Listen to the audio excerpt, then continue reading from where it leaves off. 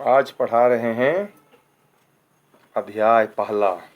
अध्याय पहला में भारत में उपनिवेशवाद की स्थापना के कारण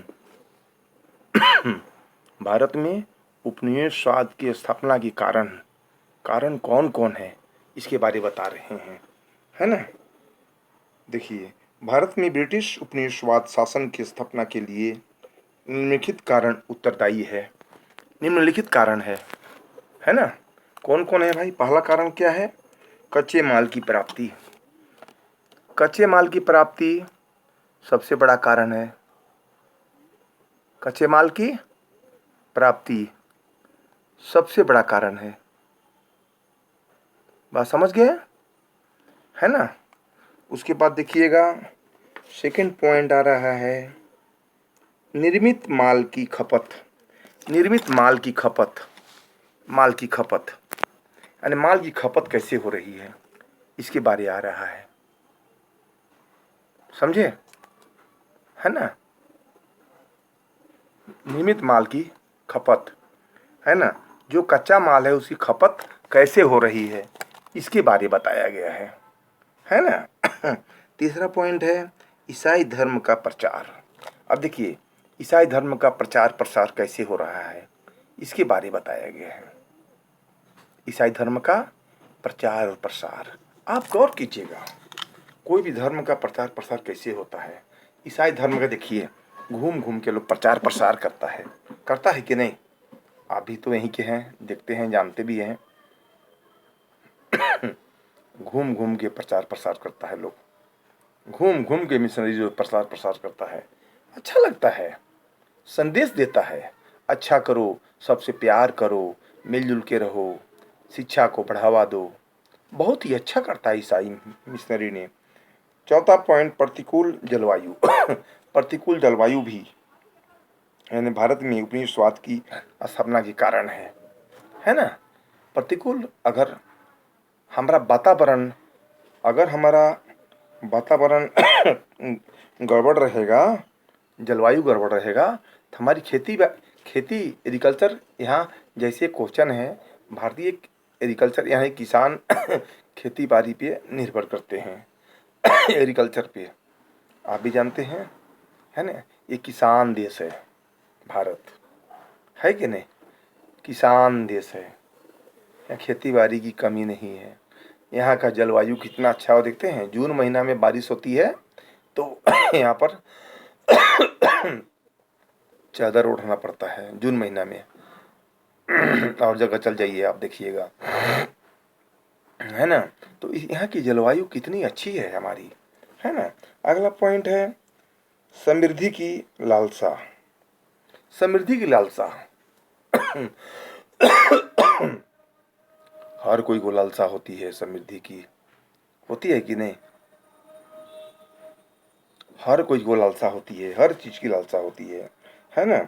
विभिन्न देशों से आए यात्रियों ने भारत में समानता एवं वैभव का वर्णन अपने वेदांतों में की लिखा है, जिसमें प्रेरित होकर यूरोपीय यहाँ धन एवं वस्तुओं के प्राप्त करने के लिए आए और भारत को अपना उपनिवेश बनाकर इसके समस्त संसाधनों का दोहन कर यूरोप को चला गया। पूरा दोहन करके यूरोप को चला गया। बात समझ गए। अगला पॉइंट है राजनीतिक स्थिरता का अभाव।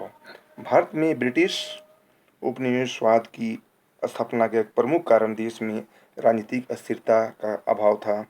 राजनीतिक अस्थिरता अपनी उस चरम स्थिति पर पहुंच चुकी थी जिसका अपना गुलाम सामाजिक व्यवस्था से भी बदतर थी। 18वीं सदी के मध्यकाल में मुगल शासन को नौवां कमजोर होने के कारण भारत अनेक छोटे छोटे राज्यों में विभक्त हो गया।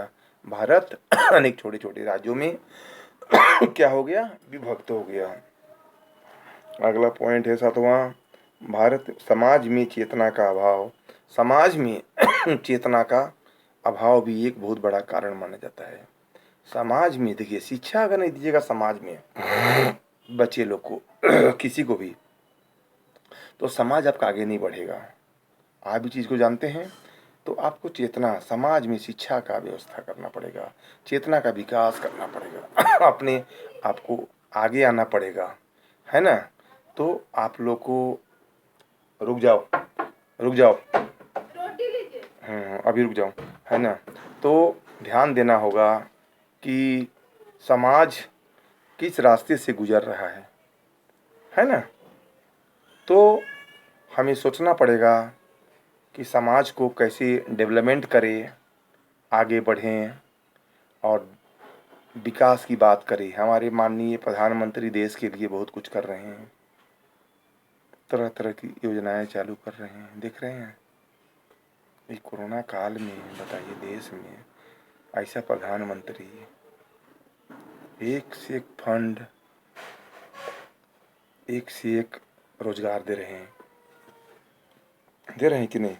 उपयुक्त कारणों के विवेचन से स्पष्ट होता है कि यहाँ एक और भारत राजनीतिक अस्थिरता का दंश झेल रहा है, वहीं दूसरी ओर खनिज, वन व प्राकृतिक संसाधनों से समृद्ध और संपन्न भारत पर पुर्तगालियों और ब्रिटिशों की पैनी नज़र भी है। इसी आधार पर लाभ उठाकर एक सुनियोजित योजना के अंतर्गत भारत में उपनिवेशवाद की स्थापना की गई है। यानी सुनियोजित तरीके से भारत में इसकी स्थापना की गई है, बहुत तरीका से, है ना। तो लिखने के लिए आपको क्वेश्चन आएगा, भारत में उपनिवेशवाद की स्थापना के कारण क्या क्या है। चाहे आ जाएगा उपनिवेश से कारण के क्या समझते हैं। आपको लिखना है सोच समझ के आपको जानना है लिखने के लिए, समझना है लिखने के लिए कि कैसे हम एक्सप्लेन करेंगे क्वेश्चन को, तो हमको नंबर मिलेगी अच्छा से, है ना। कितना हो एग्जाम घुमा के पूछेगा क्वेश्चन, लेकिन आपको लिखने की शैली होनी चाहिए, है ना। और लिखने की शैली सीख जाइएगा तो कोई परेशानी, कोई दिक्कत नहीं है हमें। ये मानते हैं ना इस चीज़ को। इस प्रकार हम कह सकते हैं कि संपूर्ण भारत पर पुर्तगालियों और ब्रिटिशों की पैनी नज़र थी। इसी अवसर पर लाभ उठाकर इस नियोजित योजना के अंतर्गत भारत में उपनिवेशवाद का प्रादुर्भाव हुआ। क्या हुआ? उपनिवेशवाद का प्रादुर्भाव हुआ, है ना। अब पुर्तगाल लोग यहाँ से सारा खजाना ले गया। गौर कर रहे हैं, शासन रहा है अंग्रेजों का यहाँ पर, समझे ना, अति शासन रहा है। इस प्रकार हम कह सकते हैं कि पुर्तगाली शासन ने हमारे देश को क्या किया है, खोखला कर दिया है ना, झकझोर दिया है ना। इस प्रकार हम कह सकते हैं कि उपनिवेशवाद के कई कारण हैं जो निम्न प्रकार हैं। ठीक है।